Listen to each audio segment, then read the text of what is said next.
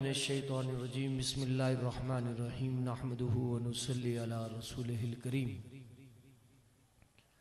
अस्सलातु वस्सलामु अलैका या रसूलल्लाह व अला आलिका व अस्हाबिका या हबीबल्लाह।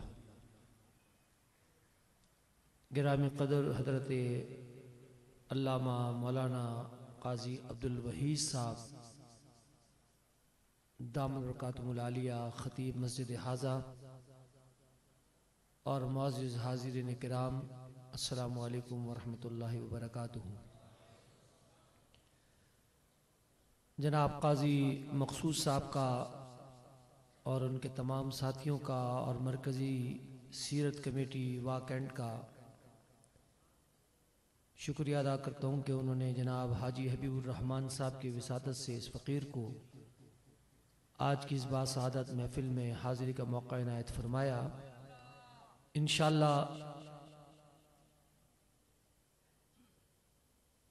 वक्त मुनासिब तक अपना हदिया अक़ीदत सरकार दो आलम सल्लल्लाहु अलैहि व आलिहि व बारिक वसल्लम की बारगाह अक़दस में पेश करने की सादत हासिल करूँगा। एक बार जितने भी हज़रात यहाँ तशरीफ़ फरमा हैं बावाज़ बुलंद हुज़ूर अलैहिस्सलातु वस्सलाम की बारगाह में दुरूद पाक का नजराना पेश करें।